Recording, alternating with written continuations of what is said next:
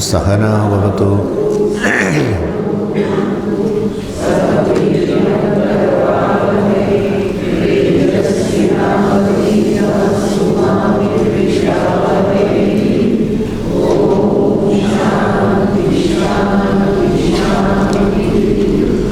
सदाशिवसमारम्भां शङ्कराचार्यमध्यमाम् अस्मदाचार्यपर्यन्तां वन्दे गुरुपरम्पराम्।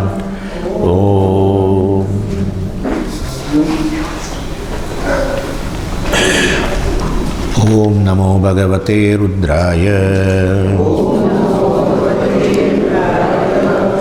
बीजा अनुवाकમાં नमो हिरण्यबाहवे सेनान्ये दिशाञ्च पतये नमः।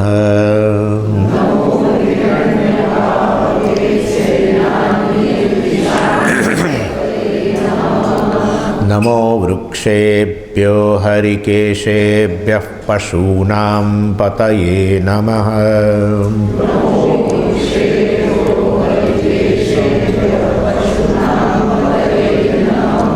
नमः सस्पिञ्जराय द्विषीमते पथीनां पतये नमः।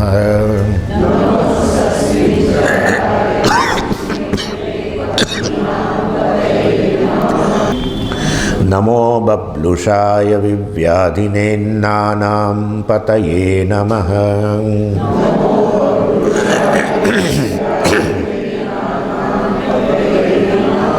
नमो हरिकेशायोपवीतिने पुष्टानां पतये नमः।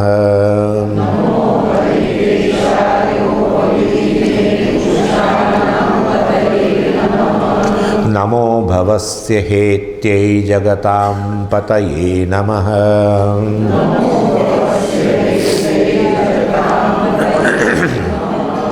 नमो रुद्राय तताविने क्षेत्राणां पतये नमः।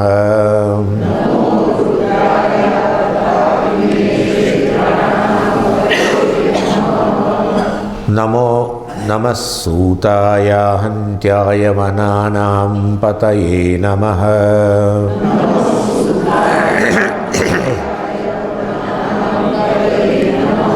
नमो रोहिताय स्थपतये वृक्षाणां पतये नमः।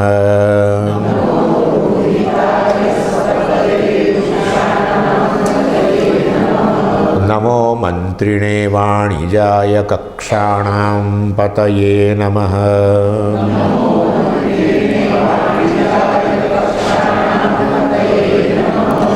नमो भुवन्तये वारिवस्कृताय औषधीनां पतये नमः।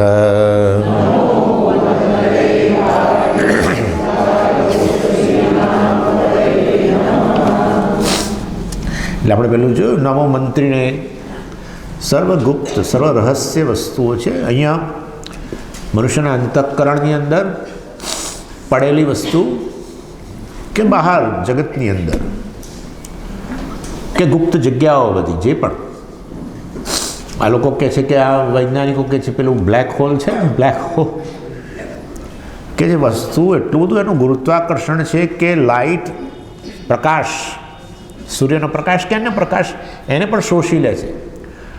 અર્થાત બધી જ વસ્તુ મોટા મોટા ગ્રહો અંદર જતા રહે છે. એટલે કે અંદર ગયા પછી શું થાય છે કંઈ ખબર જ નથી પડતી. રહસ્ય એની એટલે કંઈ પણ તમે લઈ શકો. તમારી દૃષ્ટિને વ્યાપક બનાવો. રાગદ્વેષને કારણે સંકુચિતતા, રાગદ્વેષને કારણે સંકુચિત દૃષ્ટિ, એને કારણે તમારા વિશેની દૃષ્ટિ પણ સંકુચિત અહંકાર. એટલે અહંકારની ઈશ્વર તરફની ગતિ એટલે દ્રષ્ટિ જે છે એને વિશાળ બનાવી. એટલે કે રાગદ્વેષને ડ્રોપ કરો. રાગદ્વેષ એટલે સ્વાર્થ. તો સીધે સીધું તો આ બધું હું છું કે બ્રહ્મ છે કે પરમાત્મા છે ના જ ખબર પડે. બરાબર છે. માટે સ્વાર્થથી નિસ્વાર્થ. હા, રાગદ્વેષ તમારા રાગદ્વેષની પૂર્તિ કરવાને બદલે અન્યના રાગદ્વેષની પૂર્તિ માટે કરો. હા, પછી અન્યના રાગદ્વેષ પૂરા કરીએ તો પછી અમારું શું? ના, પણ આપણે એમાં એવું છે કે અન્યના રાગદ્વેષને પૂરા કરો ને ત્યારે આપણને સંતોષ થાય. એમાં આપણા જાણે રાગદ્વેષ પૂરા થઈ ગયા. એવું છે. એટલે આપણા રાગદ્વેષ પૂરા કરવામાં મચ્યા રહેશો, એની અંદર રહેશો તો ખરેખર સંઘર્ષનો અંત નહીં આવે. મનુષ્યના મનમાં સંઘર્ષ, કશી વસ્તુ એન્જોય નથી કરી શકતો. એ જ્યાં બેઠો હોય ત્યાં એ વસ્તુ એન્જોય નથી કરી શકતો. વિચારો તમે, જમવા બેઠો હોય, સારામાં સારી વસ્તુ હોય, પણ જો અંદર મહાયુદ્ધ, મહાભારત ચાલતું હોય, કશું એન્જોય ના કરે.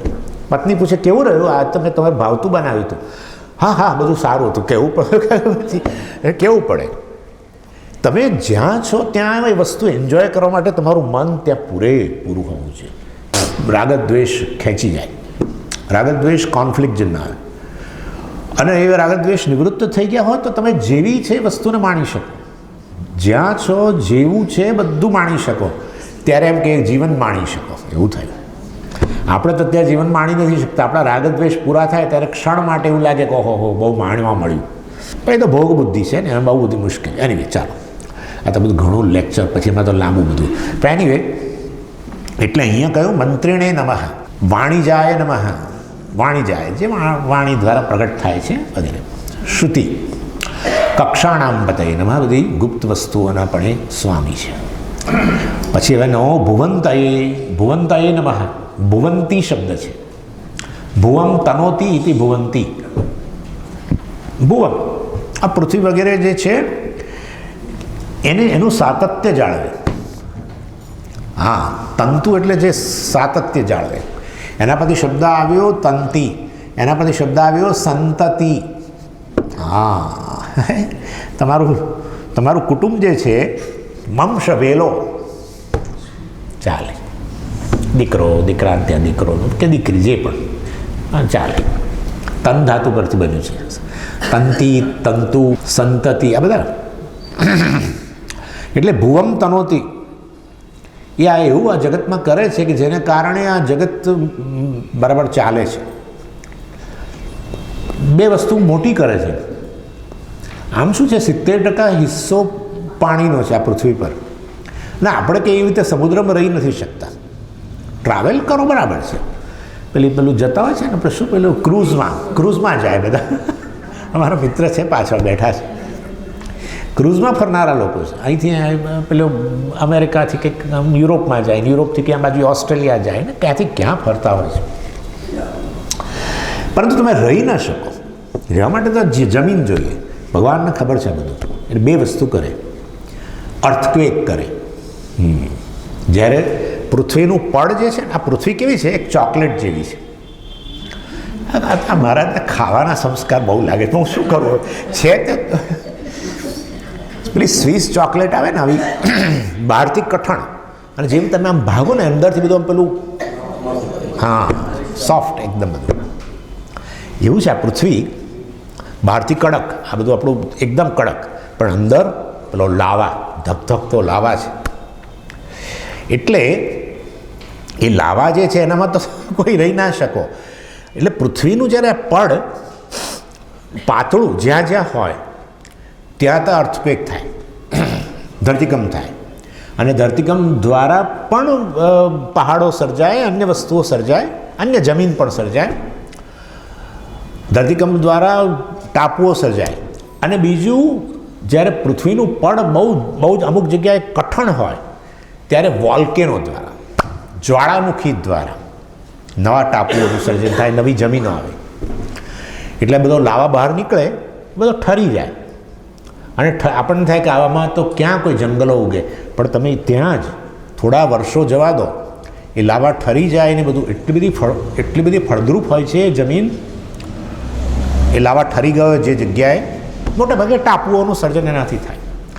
અને એ ટાપુઓ પર પછી તમે જુઓ તો ઘનઘોર બધા વૃક્ષો. તમે અંદર પ્રવેશી ન શકો.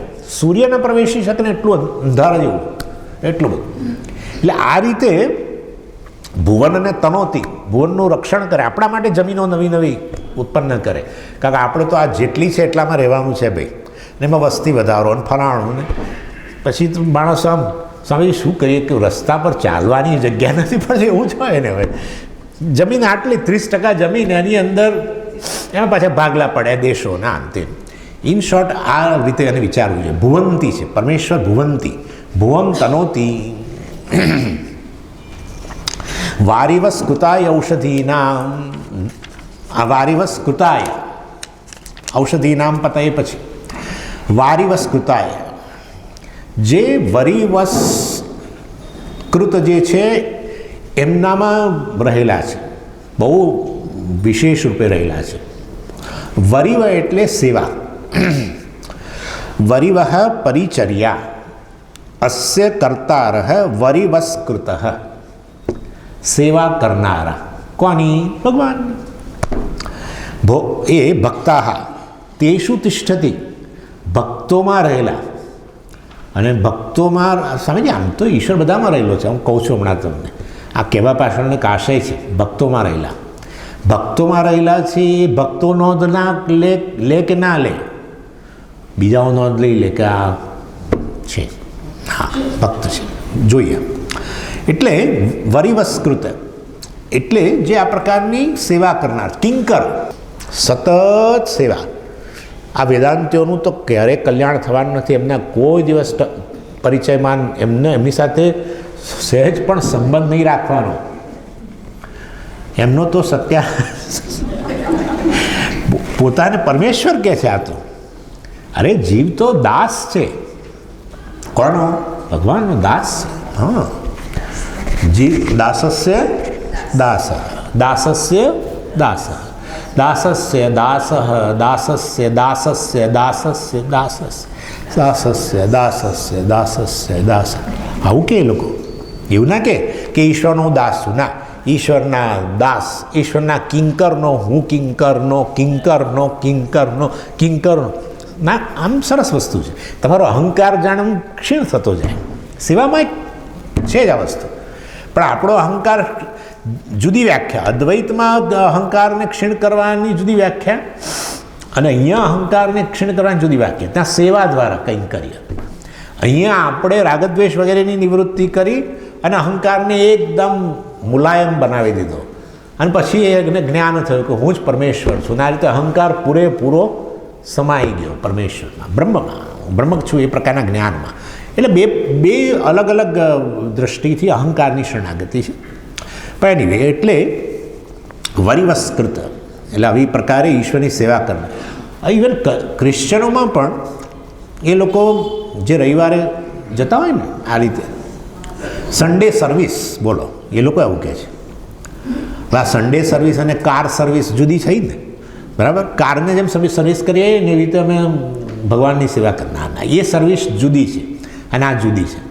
તો કારની સર્વિસ તમે બોલો બરાબર છે કે કારની સર્વિસ કરાવવા આપી, સર્વિસનો ટાઈમ પૂરો થઈ ગયો, હવે આપી, આમ તેમ. અહીંયા સર્વિસ રવિવારે જાય તો કે સન્ડે સર્વિસમાં જઈએ છીએ. એટલે એ લોકોમાં આ સેવાની વસ્તુ છે ખરી, ખ્યાલ આવે? પૂરેપૂરો આપણે જેટલું એપ્રિશિએટ કરે છે કે નહીં ખબર નથી, પરંતુ છે, આ શબ્દ તો છે જ, સેવા. આ કેરાલાની અંદર એ આવી રીતે ભગવતી સેવા, એક મહાન નવરાત્રિ દરમિયાન થતી એક અતિ ઉત્કૃષ્ટ પૂજા માતાજીની. એમાં એ લોકો યંત્ર દોરે. બધું ત્યાં તો યંત્રથી કામ ચાલે. ભાઈ, કેરાલાની અંદર યંત્ર અને મુદ્રાઓથી બધું ચાલે. બધી પૂજાઓમાં યંત્રો હોય અને આ રીતે મંત્ર તો ઓફકોર્સ હોય જ, પરંતુ આ બધું આ પણ હોય, મુદ્રાઓ પણ ખરી. એ લોકો એક યંત્ર દોરે, કુમકુમ અને હળદર વગેરેથી, ચોખાના લોટથી આખું મોટું યંત્ર દોરે, વચ્ચે મોટો લેમ્પ મૂકે અને એ દીપકની અંદર જ માતાજીનું આવાહન કરે. આખી લલિતા સહસ્રનામ અર્ચના બધું જ ભગવતી સેવા. જેમ ભગવાનની સેવા એવી ભગવતી સેવા. અને આવા સેવા કરનારોને શું કહ્યું? ભાગવતની અંદર ભાગવત કહ્યું. ભાગવતની અંદર આ બધા ભક્તો જે ભગવાનની સેવા કરે છે એમને ભાગવત કહેવામાં આવ્યા. એનીવે, એટલે વરિવસ્કૃત આપણી દૃષ્ટિએ અહીંયા આ વેદની અંદર શબ્દ વરિવસ્કૃત, અને વરિવસ્કૃત પરથી જ શબ્દ બન્યો વારિવસ્કૃત. અને વારિવસ્કૃત એ લોકોની અંદર ભગવાનનું પ્રાગટ્ય તમે જોઈ શકો. જે લોકો સતત વેદનું અધ્યયન કરતા હોય છે, જે લોકો સતત આ વૈદિક પૂજાઓ અને બીજી બધી પૂજાઓ સાથે જે સંકળાયેલા હોય છે ને, એમના મોઢા ઉપરનું એક તેજ જુદું જ હોય છે. સમજોજો. એટલે એ અહીં કહેવાનો આશય છે કે આવા ભક્તોમાં રહેલા એટલે શું? ભક્તોમાં એમનું પ્રાગટ્ય ભગવાનનું જાણે વિશેષ રૂપે જણાય છે. આમ ભગવાન બધામાં રહેલો છે, પણ જાણે કે અહીંયા એમ વિશેષ અભિવ્યક્તિ, જેમ સૂર્ય બધે રહેલો જ છે, અત્યારે આ ખૂણાની અંદર સૂર્ય રહેલો જ છે, એનો પ્રકાશ છે જ, પરંતુ દર્પણ વગેરેની અંદર એની એક વિશેષ અભિવ્યક્તિ હોય છે. એવી ને એવી રીતે સતત આ પ્રકારની ભગવાનની સેવા કરવાને કારણે એવા ભક્તોની અંદર આ ભગવાન જાણે જણાય છે. અને એટલે હદ સુધી કે કદાચ હવે આ જે વ્યક્તિ જે છે એ વ્યક્તિ એટલી ભગવાનની સેવા ના કરતો, પણ એની પેઢી, એના પિતાજી કે દાદાજી એ પણ આ બધી બહુ આવા ભક્તો હોય, મહાન ભક્તો, તો હજુ એ તે જ જાણે આ ખાસ કરીને તમે જુઓ, મારે નામ દેવું કે નહીં ખબર નથી, આપણા કૃષ્ણશંકર શાસ્ત્રીના, એટલે મતલબ આવી રીતે ઇવન વૈષ્ણવાચાર્યોના કેટલાક ઇવન જે વંશજો હોય છે એમાં એમનું તેજ કંઈક જુદું તમને જણાઈ આવે. જો ખરેખર એ લોકો પૂજા વ્યવસ્થિત ને બધું એમનું જીવનમાં આવું પૂજામય હોય, ઈશ્વરની સેવામય હોય, તો એ વસ્તુ ઈશ્વર એમનામાં એક વિશેષ રૂપે પ્રગટ થાય. તમે બીજાઓ કરતાં એને પારખી શકો કે આનામાં જાણે તેજ રહેલું છે. કેવી રીતે? જેવી રીતે ગંગાજી આમ તો બધે છેકથી છેક સુધી પવિત્ર ગણાય, પરંતુ એની પવિત્રતા વિશેષ અભિવ્યક્તિ ક્યાં થાય? તીર્થસ્થાનોમાં. તીર્થસ્થાનમાં એની વિશેષ અભિવ્યક્તિ. કેમ? કારણ કે જે દિશામાંથી નીકળ્યા ને, ઉત્તરમાંથી નીકળ્યા અને સહેજ દક્ષિણ તરફ થઈને પછી પૂર્વમાં જાય છે, આમ તો બંગાળાના ખાત, એટલે જ્યાંથી ઉત્તરમાંથી નીકળ્યા પછી એવા સ્થાન આવે કે જ્યાં પાછો થોડો ઉત્તર તરફ વળાંક લે અને પછી પાછા પૂર્વ તરફ કે દક્ષિણ તરફ જાય. એટલે એવા સ્થાનો છે જ્યાં આવી રીતે વળી પાછું સોર્સ તરફ, ઉત્તર તરફ જ્યાં વળાંક લીધો, ત્યાં એ બધા એ ક્ષેત્રો વિશેષ અભિવ્યક્તિ કહેવાય. ગંગાજીને પવિત્રતાની વિશેષ અભિવ્યક્તિ, એ બધા તીર્થસ્થાનો, જેમ કે બનારસ, પ્રયાગ વગેરે, ત્યાં સંગમ. પરંતુ આવી રીતે જ્યાં ઇવન મારી ખ્યાલથી ઋષિકેશમાં પણ એવું છે, થોડું કમ વળાંક ઉત્તર તરફ અને પછી પાછું ફરી એની. એટલે જ્યારે એટલે વારિવસ્કૃતાય નમઃ, જે આવા વરિવસ્કૃત છે, સેવા કરનારાઓ છે, એનામાં રહેલા, અર્થાત એમાં વિશેષ રૂપે પ્રગટ થયેલા. ઔષધીનામ પતયે નમઃ, આ તો આપણે જાણીએ છીએ. ઔષધિ જે આપણને અન્ન પ્રદાન કરે એને ઔષધિ કહેવાય. ઔષધિભ્યઃ અન્નમ આવી ગયું ને તૈત્તરીયમાં. ઔષધિમાંથી અન્નને ઔષધિ કહી શકો, કારણ કે વાસ્તવની અંદર આપણી ભૂખ વગેરે જે છે, ભૂખરૂપી દુઃખ, ડિસ્કમ્ફર્ટ થાય. જમવાનો સમય થઈ ગયો અને જમવાનું ન મળે તો થોડીક જાણે કે જેવી રીતે કોઈને રોગ થયો હોય અને કેવું આમ એને તકલીફ થાય, એવું જ આ ભૂખ લાગી હોય ત્યારે એ તકલીફ થાય. એટલે એ રીતે અને તકલીફ દૂર કરે અન્ન માટે એને ઔષધિ કહેવામાં આવે છે.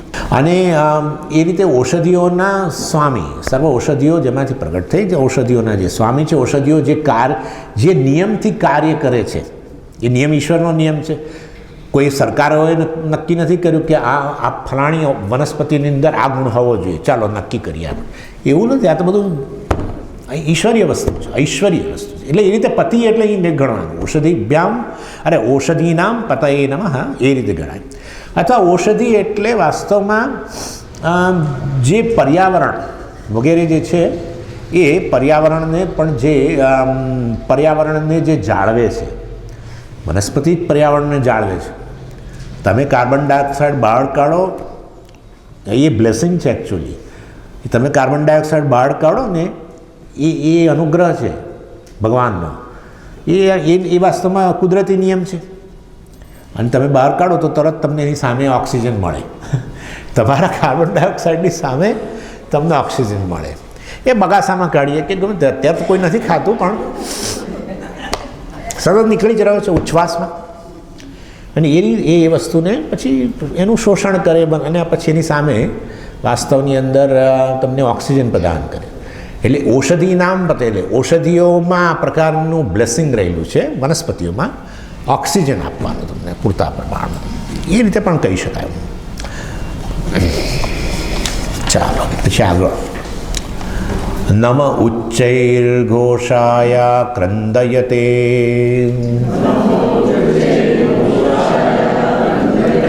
પત્તીનામ પતયે નમઃ. ઉચ્ચૈર ઘોષ એટલે શું? બધા જ સાંભળી શકે. જેમ કે અત્યારે મારો આ અવાજ જે છે બધા લગભગ સાંભળી શકે છે, એને ઉચ્ચ ઘોષ કહેવાય, જે બધા સાંભળી શકે. અથવા જે હાઈ પીચ, આપણે કહેતા નથી કહેતા હાઈ પીચ છે ને લો પીચ છે, હાઈ પીચ. હવે ફ્લોરિડાની અંદર એક મંદિરમાં જ્યાં મારે પ્રવચન હતા, એના પેલા પ્રિસ્ટ, મંદિરના મુખ્ય પ્રિસ્ટ, બીજા પ્રિસ્ટ પણ ખરા, એમનો અવાજ મેં આજ સુધી સાંભળ્યો. એટલો મોટો હોલ અને ભગવાન છે દૂર, પણ ત્યાં એ આરતી કરતાં કરતાં જે બોલે એ અવાજ છેક પાછળ સુધી, કોઈ માઇક્રોફોન નહીં. પછી મેં કહ્યું ખરેખર ભગવાને આપને આ વિભૂતિ આપી, એટલો સુંદર અને એટલો બધો, એટલો એવો અવાજ જ મેં સુધી સાંભળ્યો ખરેખર. પછી મેં એમને પૂછ્યું તો કે હા સ્વામીજી તમારી વાત સાચી છે, મારે આવું છે. એટલે હું જ્યારે વૈદિક પાઠશાળામાં ભણતો હતો ત્યારે બધાને ચેન્ટ કરાવે ને વેદના મંત્રો, ચલો બધા બોલો. તો કંઈક મને કંઈક શિક્ષક કહે છે તમારે નહીં બોલવાનું, કારણ કે તમે બધા દબાઈ જાય. એટલે બધાને બોલાવી દે, પછી મને સેપરેટલી બોલાવીને ચેક કરે. હા, એટલે આ બાકીના બધાને મંત્ર બોલવાના સાથે એમણે અલગથી બોલવાના, એવો અવાજ વિચારો તમે. ઉચ્ચૈર ઘોષાય, ભગવાન આવા ઉચ્ચ ઘોષના રૂપમાં રહેલા છે. હવે તો ઠીક સ્વામીજી એમાં શું? ના, ઉચ્ચ ઘોષ અનેક જગ્યાએ છે. જ્યારે ધરતીકંપ થાય ને ત્યારે તમે જોજો ઘણીવાર અવાજ આવે છે, મોટે ભાગે અવાજ આવે. ધરતીકંપની અંદર અવાજ આવે છે. પૃથ્વી ફાટે કે ન ફાટે પણ અવાજ તો આવે, જાણે ગળગળ. એટલે મતલબ કોઈક મહાન યંત્ર અંદરથી જાણે નીચેથી જતું હોય એવું લાગે. પછી આ રીતે બધા આપણે સ્ટોર્મ્સ, વાવાઝોડા વગેરે થતા હોય ત્યારે પણ તમે જોજો એનો અવાજ. અગ્નિ જ્યારે બહુ વિશાળ પ્રમાણમાં બળે તો આપણે બોલીએ છીએ ખરા ભડભડ. હા, એટલે આ બધાના જે વિશેષ ધ્વનિ છે એની નોંધ પંચદશીની અંદર વિદ્યારણ્ય સ્વામીજીએ દ્વિતીય અધ્યાયની અંદર કરેલી છે. બુદ્ધને પાણીનો પણ, પાણી પણ મોટું એક વધારે ઊંચા તરંગો આવીને અથડાતા આમે અવાજ આવે. તમે દરિયા કિનારે જજો, મોજાઓ અથડાય એટલે અવાજ તો આવે, પરંતુ આપણે અહીંયા ઉચ્ચ ઘોષની વાત કરી રહ્યા છીએ.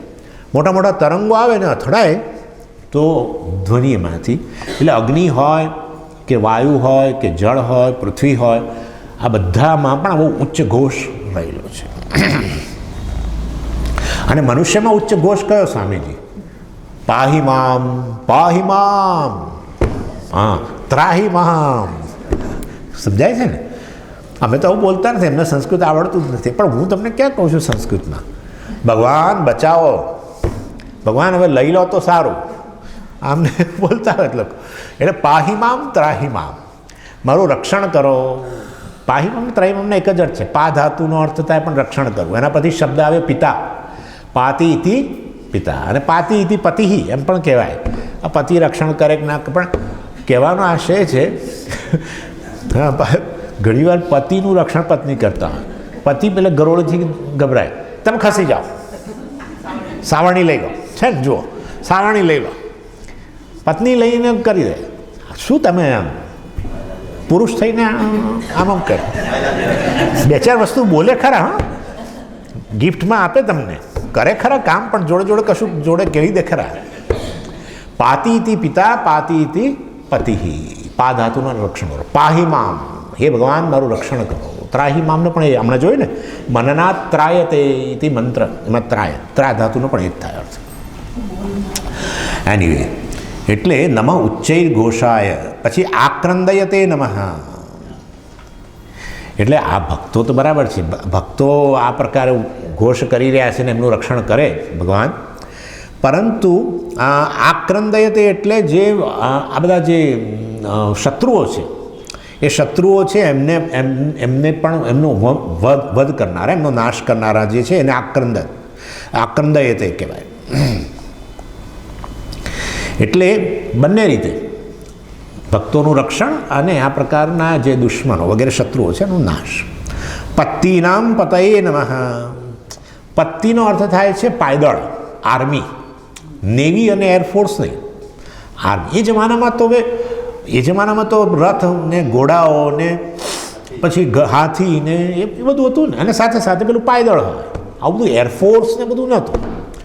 એટલે અહીંયા કહે છે પત્તી નામ પતય. આ જે પાયદળ જે છે, ફૂટ સોલ્જર આપણે કહીએ ને, આર્મી, એના જે અધિપતિ છે. આ બધા પાયદળ વગેરે જે હોય છે, જુદા જુદા દેશોના, જુદા જુદા રાજ્યો પ્રાંતોના હોય, એના એક સેનાપતિ હોય, બરાબર ને, એના પતિ. પણ આ તો વાસ્તવમાં પત્તી નામ, અર્થાત બધી જ આર્મીઓ દુનિયાની અંદર જેટલી પણ છે એ બધી આર્મીઓના જે વડા છે, સેના કે અર્થાત એ બધામાં રહેલી શક્તિ એમની શક્તિ છે, એ બધાના રૂપમાં એ જ રહેલો છે, વગેરે વગેરે. કાર્તિકેયને તમને ખબર હશે સેનાપતિ કહેવામાં આવે છે, બરાબર, પણ એક દેવતા. વાસ્તવની અંદર પરમેશ્વર તો એ કાર્તિકેયના પણ સ્વામી છે. ઇન શોર્ટ, ભગવાનની શક્તિને સર્વશક્તિ કહ્યું એટલે પછી જ્યાં જેની શક્તિ એ ઈશ્વરની શક્તિમાં એનો આપોઆપ સમાવેશ થઈ ગયો. માટે દેવતાઓમાં જે શક્તિ છે, જેના કારણે એ લોકો આ આર્મીના રૂપમાં જઈને હુમલો કરે કે રક્ષણ કરે, કે એ સર્વશક્તિ વાસ્તવમાં કોની છે? પરમેશ્વરની છે. આક્રંદયતે, પછી પત્તીનામ પતય. આગળ નમઃ કૃષ્ણવીતાય ધાવતે સત્વનામ પતયે નમઃ. કૃષ્ણવીત, કૃષ્ણ એટલે સંપૂર્ણ, અને વીતાય વ્યાપેલા. વાસ્તવની અંદર જે સમગ્ર જગતમાં વ્યાપેલા છે. આમ તો શાલ જે છે એમાં અમારા શરીરને પૂરેપૂરી વ્યાપી જાય એમ કહીએ. એટલે ભગવાન આ બધું આ જગત જે છે એના એક શાલ જેવા છે, નાના જગતના પ્રત્યેક પદાર્થને વ્યાપેલા છે, અંદર બહાર. જેવી રીતે પ્રત્યેક તરંગની અંદર જળ વ્યાપ્ત છે, એવી રીતે પેલું તો પછી પૂરેપૂરા વ્યાપ્ત ન કહેવાય.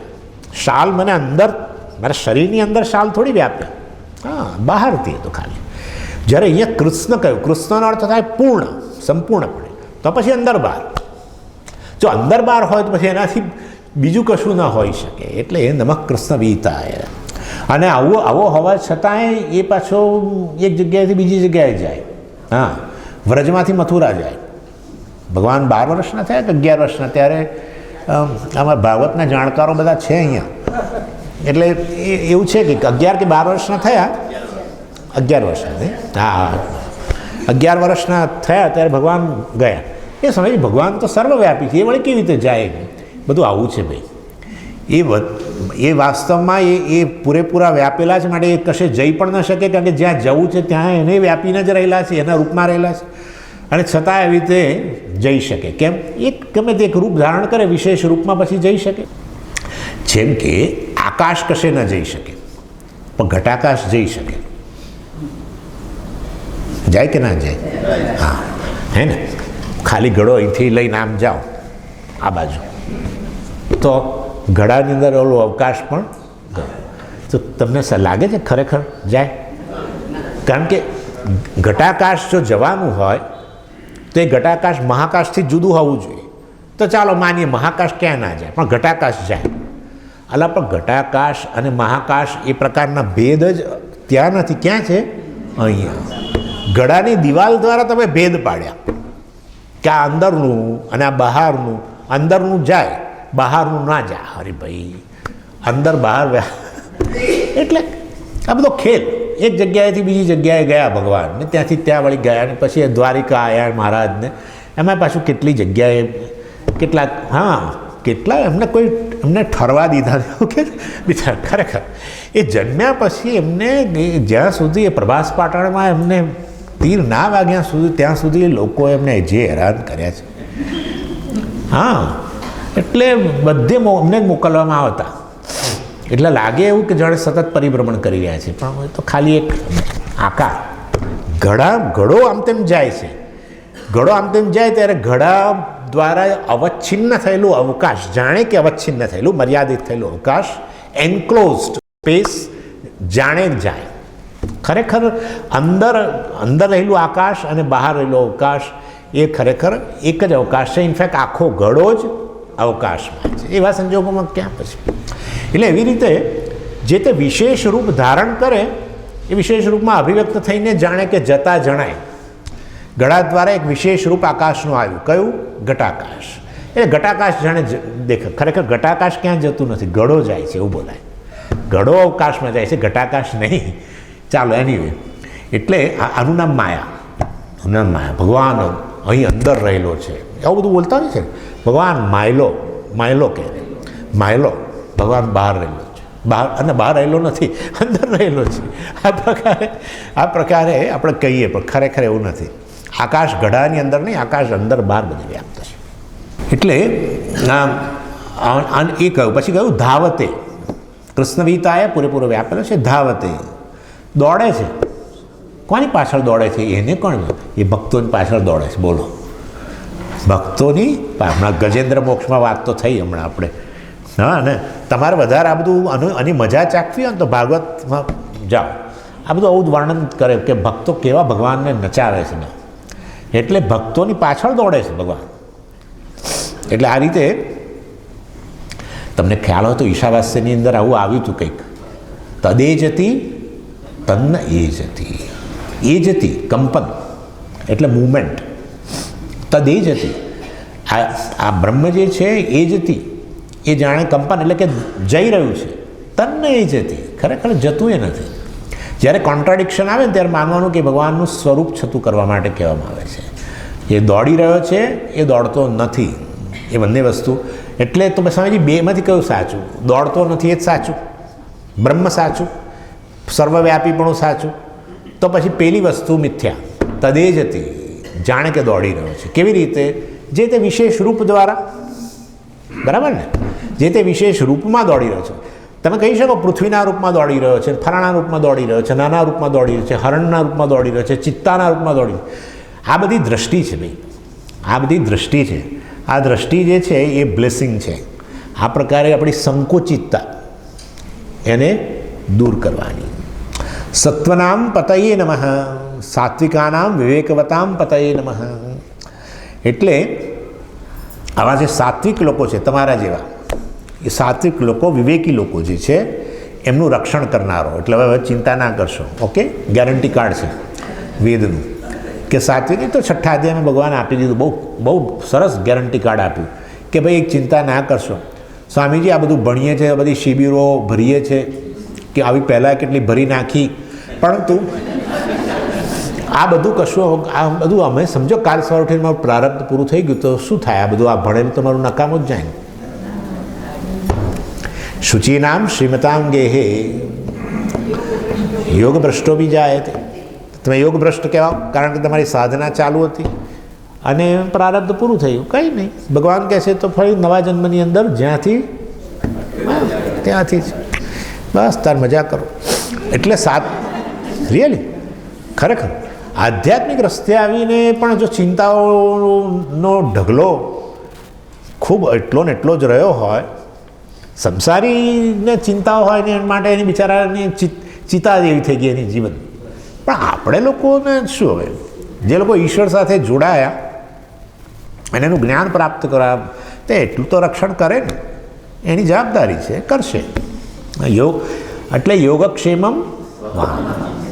તમે જે મેળવ્યું નથી અત્યાર સુધી, સ્વામીજી મારે તો બધી કઈ ઈચ્છા નથી, મને કોઈ ભૌતિક વસ્તુની ઈચ્છા નથી, બોલશો નહીં ના.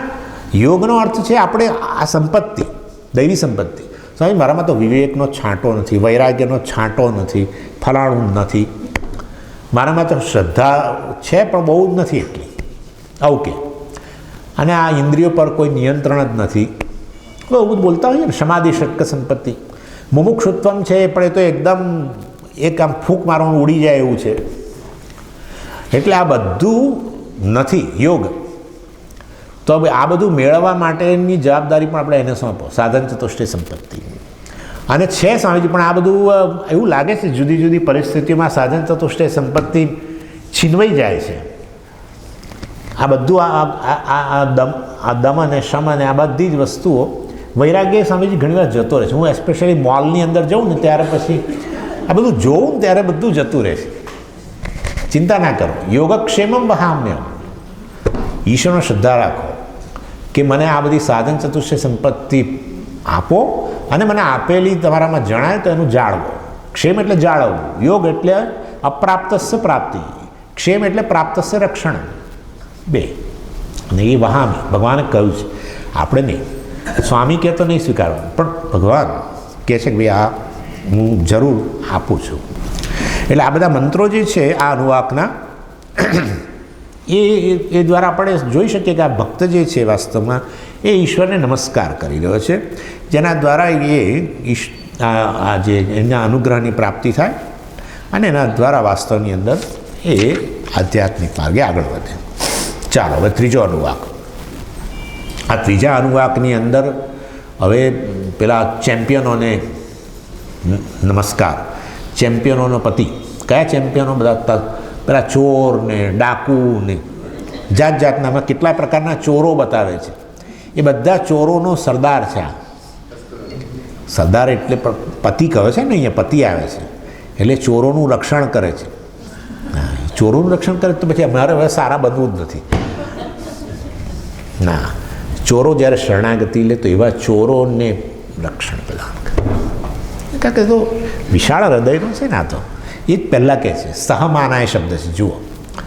નમઃ સહમાનાય નિવ્યાધિને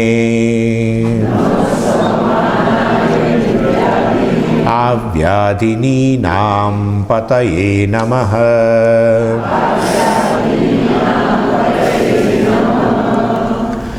એટલે કે છે કે નમસ્કાર કોને?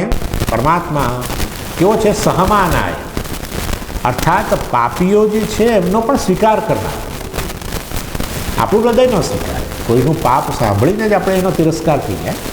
ભગવાન તો કેવો છે, એનામાં એવી કેપેસિટી છે કે એના આધારે એનું નામ આ સહમાને પડ્યું છે કે એ પાપીઓ જે છે એના પાપ સહિત એમનો સ્વીકાર કરે છે. પાપીઓ ખરેખર પાપી નામની કોઈ જાતિ નથી. હા, આપણને એમ કે આ તો પાપી અને આપણે બધા પુણ્યશાળી. ખરેખર એવું નથી. પૂજ્ય સ્વામીજી બહુ સરસ કહેતા કે જો કેવી નિષ્પક્ષતા જીવનમાં લાવી શકો. વ્યક્તિએ પાપ કર્મ કર્યું જે તે ક્ષણે, એ પાપી એટલે શું કે જેને પાપ કર્મ સિવાય બીજું કશું કર્યું જ નથી, એવું નથી હોતું.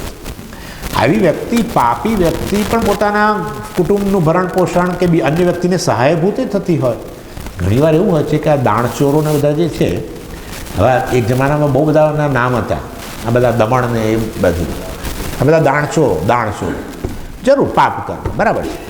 પણ તમને નહીં ખબર હોય, કદાચ ખબર હશે, સોરી, કે એ લોકો કેટલી બધી એમની કમ્યુનિટીમાં કે બધા ઘણાને મદદરૂપ થયા, બધા ખૂબ મદદરૂપ થતા. એટલે એમની પાસે ધન આવ્યું, તે ધનથી એક ચોરી છુપીથી કેટલા એને મદદરૂપ થાય. એટલે હવે એવા સંજોગોની અંદર તમે એને પાપી ન કહી શકો. પાપી એટલે લેબલ પાપી ત્યારે જ લગાડી શકાય કે જે પાપથી અન્ય કોઈ કર્મ દિવસ રાત કરતો જ નથી, એવું હોતું નથી. હે ને? પોતાના બાળકો હોય, લગ્ન કરે, બાળકો હોય તો બાળકોને પ્રેમ કરતો હોય, પત્નીને પ્રેમ કરતો હોય, બન. એટલે વાસ્તવની અંદર હા, એ પાપ કર્મ, જે તે પાપ કર્મ કરે ત્યારે એને પાપી કહેવાય. એટલે એટલા પૂરતું એ પાપ કર્મ એટલે પાપી કહેવા કરતાં એણે આ પાપ કર્મ કર્યું એ કેવું વધારે યોગ્ય છે. આ માણસે આ પાપ કર્મ કર્યું, પાપી એવું લેબલ નહીં મારી દેવાનું એમ. એટલે નિવ્યાધિને નમઃ.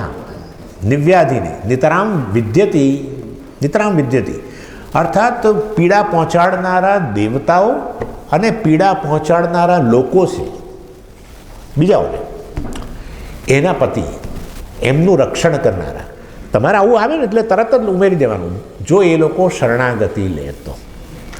શરણાગતિ લે તો ભગવાન કહે છે બધું ભૂલી જઈશ, ચિંતા ના કરો, હું કર્મફળ દાતા છું પણ બધું ભૂલી જઈશ, તું મારી શરણા લે.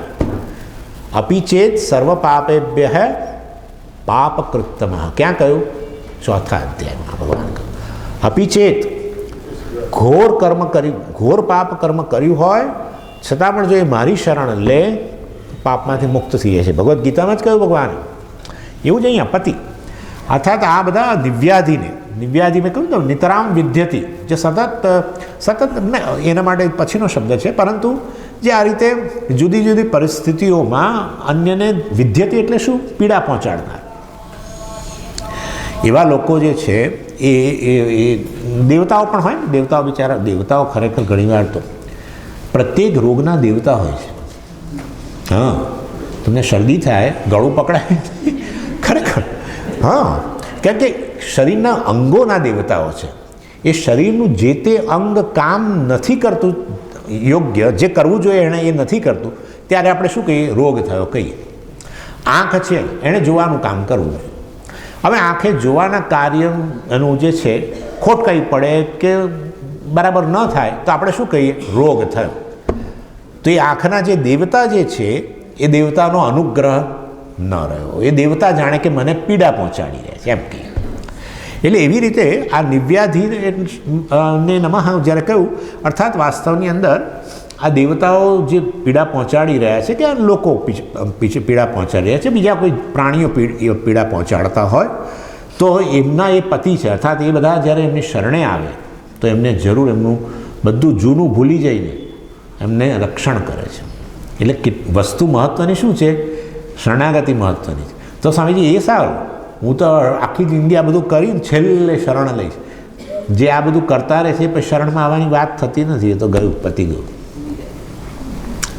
આવ્યાધિની નામ પતયે નમઃ. આ સમંતાદ વિદ્યંતી. જો હવે આ જુદું થઈ ગયું. આ સમંતાદ વિદ્યંતી ઇતિ આવ્યાધિનઃ. જે લોકો હંમેશા પીડા પહોંચાડનારા છે એવા જે છે, પણ હંમેશા પીડા પહોંચાડનાર કયા દેવતા? યમરાજા. ખરેખર બધા દેવતાઓ જે છે, દેવતાઓ તમને પીડા પહોંચાડે. એ દેવતાઓને આ યમરાજા કે આને જરા, આદિત્ય દેવતાને કે આને જરા ઠેકાણે લાવ. હા, તો એવું યમરાજાને કોણે સત્તા આપી? કારણ કે એમની પાસે પેલો ચોપડો છે. એ આપણે ચિત્રગુપ્ત. અરે ચિત્રગુપ્ત કે ખરેખર યમરાજા પાસે છે. કારણ કે પ્રારબ્ધ પૂરું થવાનું એ છેલ્લે તો એમના હાથમાં છે ને. એટલે વચ્ચે વચ્ચે આવું કર્મફળ આપવા માટે ઈશ્વરે જ એમને એસાઇન કરેલા છે કે ભાઈ કર્મને અનુરૂપ જે છે એ કર્મફળ, આ પ્રકારના કર્મફળ છે એના, અને એને અનુરૂપ તમે જોજો બધું. અને એ યમરાજા બીજા દેવતાઓને કહે, હા, આદિત્ય દેવતાને કહે કે ભાઈ અને જરા છે ને જરા થોડી અહીંયા ઊભી કર તકલીફ. એટલે યમરાજા વાસ્તવની અંદર ખરેખર સદાય, અને આમે તમને ખબર છે જીવન, હા, જન્મથી મૃત્યુ વચ્ચે સતત ભય યમરાજા.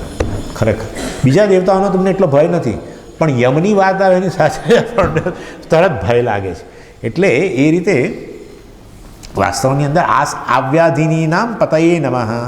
એટલે યમરાજાને તમે બહુ હળવાશથી ના લેશો ભાઈ. હા, એ ખતરનાક કાર્ય છે.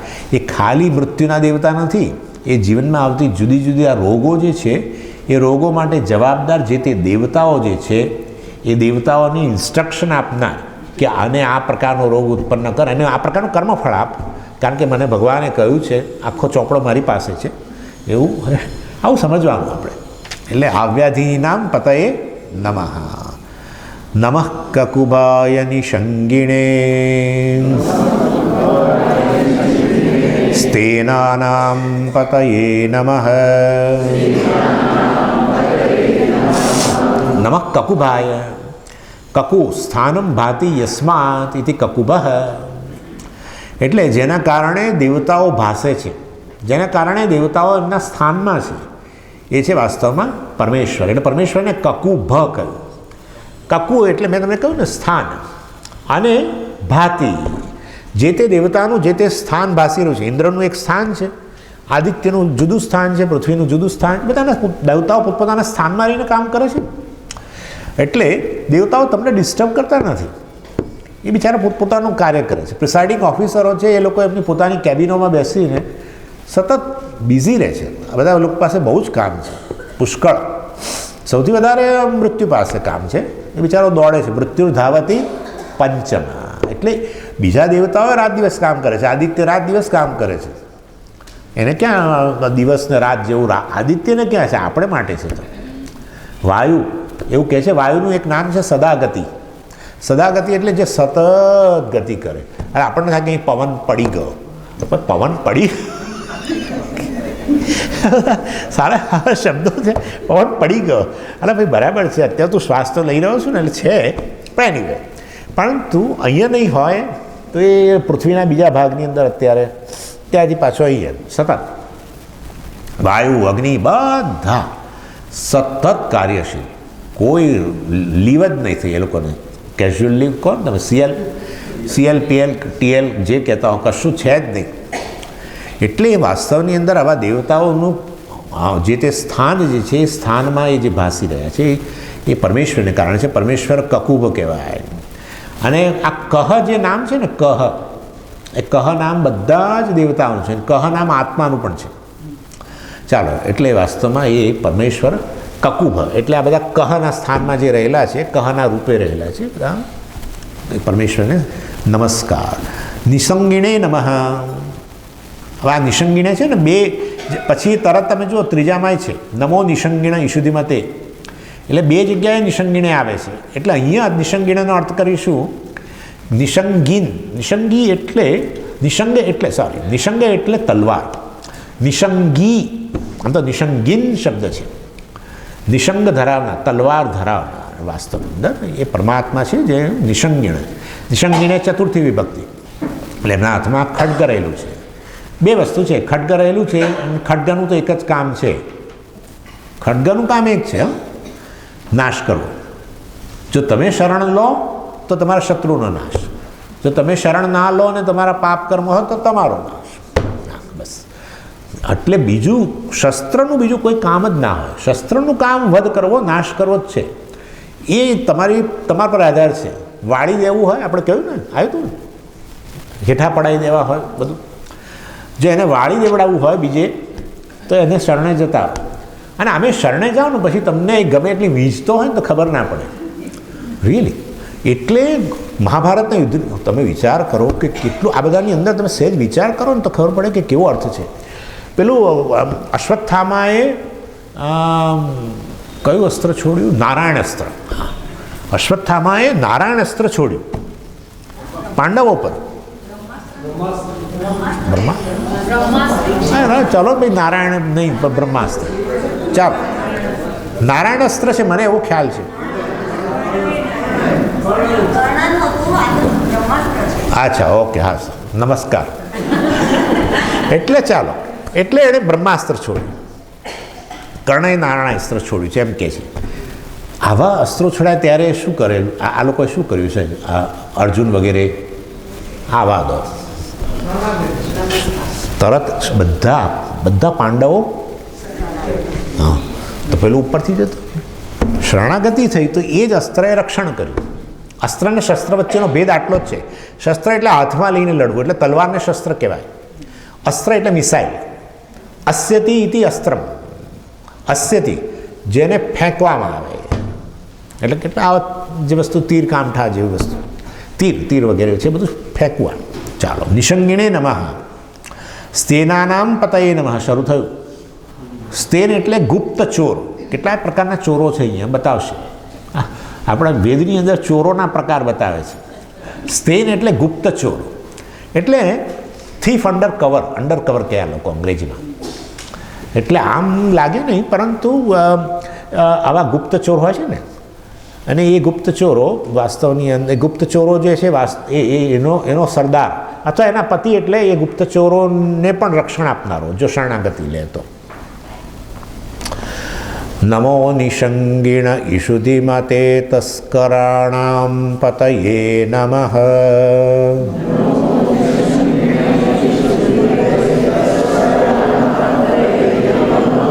હવે અહીંયા નિસંગિણનો અર્થ બીજો કરવો પડશે.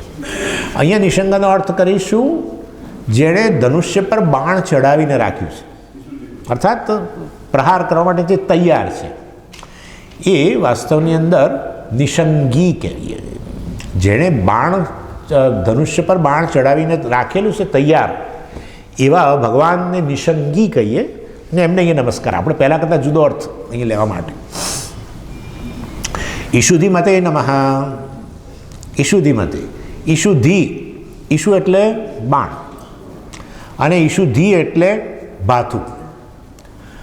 હજારો, કરોડો, અરબો ભગવાનના ભાથામાં રહેલા છે બાણ.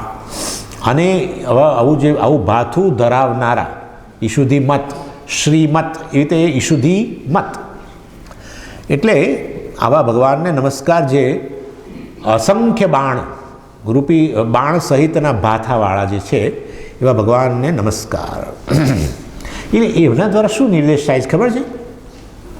કે મેં કહ્યું કે શસ્ત્રનો ઉપયોગ એક જ હોય ક્યાં તમારું રક્ષણ, કારણ કે તમારે શરણ લીધું, અથવા પછી તમને જ કર્મફળ પ્રદાન કરીને દંડ કરવો. હવે જો ભગવાન આવું ભાથું ધરાવતા હોય જેમાં અસંખ્ય બાણો પડેલા હોય, બરાબર, અને એવું ભાથું ધરાવનારા ભગવાન હોય, તો એનો અર્થ એવો થયો કે મારું રક્ષણ કરવા માટે ભગવાન પાસે અનેક રસ્તા છે. આટલું થઈ ગયું ને નક્કી, કારણ કે બાણથી રક્ષણ પણ થાય અથવા તો નાશ મેં કહ્યું. જો હવે આટલા હજારો કરોડો બાણથી જે મારું રહેલા હોય એની પાસે, તો પછી મારે ડરવાની જરૂર નથી, કારણ કે મારા રક્ષણ માટે એમની પાસે અનેક પ્રકારના બાણ રહેલા છે. આવું છે. આવી બધી વસ્તુઓને કારણે આવું સાંભળીએ, આવો મહિમા સાંભળીએ ને ત્યારે આપણા હૃદયમાં જે ભાવ આવે ને એને ભક્તિ કહેવાય. આવું છે. આ વસ્તુ ન જાણીએ, ઈશ્વરનું જ્ઞાન ન હોય તો અહંકારનું સામ્રાજ્ય હોય. જે કંઈ સારું વગેરે થાય એમાં આપણને જ યશ આપીએ અને બીજાઓને કે મને યશ આપ. બીજાઓ ન જાણતા હોય તો એમને ખાસ જણાવીએ કે જો મેં આ કર્યું છે, મેં તારા માટે આ કર્યું છે, મેં ફલાણા માટે આ કર્યું છે. જેમ આવી લોકો કહેતા હોય ને આપણને, અમે તો આમ કર્યું ને, અમે તો આમ કર્યું ને, અમે તો તેમ કર્યું. આ ત્યારે જ બને આ બધું કે જ્યારે તમારા જીવનમાં ઈશ્વરનું સ્થાન ન હોય. આ બધાની પાછળ શરીર, મન, બુદ્ધિ, એની શક્તિઓ, એની પરિસ્થિતિઓ બધું ઈશ્વર છે, પણ ન સમજે. જડ બુદ્ધિના જડધીહ, પુષ્પદંતજીએ કહ્યું આ જડધીહ. ઈશ્વર આમ છે ને તેમ છે ને, ઈશ્વર કુતર્ક કરે છે. કુતર્કો એમ કાંશ્ય મુખરયતિ મોહાય જગત. જગતને મોહમાં નાખવા માટે મુખરયતિ અનેક વાચાળ બનીને અનેક વસ્તુઓ બોલે છે. ઈશ્વર તો હોતો હશે વળી, કુંભારનું આવું હોય તેમ હોય ને, કુંભાર તો બહારથી માટી લાવ્યો ને, આ ક્યાંથી લઈ આવ્યો ને, વગેરે વગેરે વગેરે. કુતર્ક, જે વસ્તુ તર્કથી સિદ્ધ ના કરી શકાય. એટલે કારણ કે તર્કથી પરચ માટે. હા જુઓ, કુતર્ક એટલે મળ્યું છે કે તર્કથી સિદ્ધ થતી વસ્તુઓ એ જગતના વિષયો, પણ જગતનું જે કારણ જે છે, જે તમારી ઇન્દ્રિયનો વિષય નથી, એમાં કોઈ તર્ક કામ ન કરે. તર્ક જે છે એ ત્યારે જ કામ કરે કે જેના માટે બેઝિસ પ્રત્યક્ષ હોય. તર્ક એટલે યુક્તિ. આપણે એને અનુમાન પણ કહેતા હોઈએ છીએ. અનુમાન એ જ વસ્તુમાં થાય કે જેના વિષયક તમને થોડાક પ્રત્યક્ષમાંથી ડેટા મળ્યો હોય. દાખલા તરીકે અહીંયા ધુમાડો નીકળતો હોય દૂર અહીંથી દેખાય તમને, તો તમે એટલું તો અનુમાન કરી શકો ને. શું? હા જુઓ, તો આમાં પ્રત્યક્ષ ક્યાં આવ્યું સ્વામીજી? અરે ભાઈ, તમે આટલું તો ક્યાંક તો જોયેલું જ છે કે જ્યાં જ્યાં ધુમાડો હોય ત્યાં અગ્નિ હોય, ત્યાં ધુમાડો હોવો જરૂરી નથી. હવે ઘણીવાર આગ લાગે, એવા પદાર્થો છે અમારા મિત્રો પાસે કે આગ લાગે પણ એમાં ધુમાડો ના નીકળે. કેટલા એવા ગેસીસ પણ હોય કે જેમાં ધુમાડો ના નીકળે, બળે ખરા, પણ ધુમાડો હોય ત્યાં તો આગ હોય, એ તો નિશ્ચિત. એટલે આવું તમે અન્યત્ર જોયું છે. આ ડેટા તમારી પાસે છે પ્રત્યક્ષનો, એના આધારે તમે અનુમાન કરો. એનો અર્થ એવો થયો કે ઈશ્વર વિશે કંઈ પણ અનુમાન એટલે કે તર્ક યુક્તિ કરવી હોય તો કોઈ પ્રત્યક્ષ હોવું જોઈએ. શું પ્રત્યક્ષ હોવું જોઈએ? કે ઈશ્વરે આ તમે જુઓ કે આ ભગવાન બનાવી રહ્યો છે, હવે આ જગત બનાવી રહ્યો છે, પણ તમે જ જગતના ભાગ છો, તમે ક્યાં જગતની બહાર હોવાના છો? એવા સંજોગમાં ઈશ્વરે એ તર્કનો વિષય નથી. જગત જે છે એ પ્રત્યક્ષ આ જ્ઞાનનો વિષય છે, પરોક્ષ તર્કનો વિષય બની શકે. પરંતુ જેનું કારણ જે છે પાછું એ તો આત્મા છે, એ કંઈક પ્રત્યક્ષ જ્ઞાનનો થોડો વિષય છે. ચાલો એની એટલે અહીંયા કહ્યું ઈશુધિ મતે નમઃ તસ્કરાણામ પતય નમઃ. હવે જુઓ, આ તસ્કર આવ્યું, પહેલાં સ્તેન આવ્યું ને, હવે તસ્કર. તસ્કર એટલે ડાકુઓ. હા, એટલે આપણે ડાકુઓના પતિ, ડાકુઓનું રક્ષણ કરનારા. હા, ચંબલના ડાકુઓનું રક્ષણ કરનાર ભગવાનને નમસ્કાર. બોલો. હા, તો એવો ત્રાસ થાય છે એમને જો, પણ જે છે તે છે. ચંબલના ડાકુઓનું રક્ષણ કરનારો, એ જે શરણે આવે તે. અરે શરણે આવે તો સરકાર રક્ષણ કરે છે, તો પછી આ તો બડી સરકાર છે, રક્ષણ ના કરે કેમ? આવી વાત છે. આ તો મને હમણાં સૂઝ્યું. હા, ફૂલન દેવીનું રક્ષણ પછી ન કરી શક્યા, ચાલો હવે તો, પણ કેટલાક વર્ષો સુધી એ મેમ્બર ઓફ પાર્લામેન્ટ રહ્યા ફૂલન દેવી, બરાબર ને? ફરતા હતા, આરામથી ફરતા હતા. કોઈ સરકારે જેલમાં ના પૂરી દીધા એમને, આટલા બધું કરેલું હતું. કેમ? તો કે શરણ લીધું તો કે છોડી દઈશું. આ તો બડી સરકાર છે, તો માફ કરી દે, બસ બંધ કરો. ઓકે, ચાલો. ઓમ પૂર્ણમદ પૂર્ણમિદં પૂર્ણાત પૂર્ણમુદચ્યતે પૂર્ણસ્ય પૂર્ણમાદાય પૂર્ણમેવાવશિષ્યતે. ઓમ શાંતિ શાંતિ શાંતિ. હરિ ઓમ શ્રી ગુરુભ્યો નમઃ. હરિ ઓમ.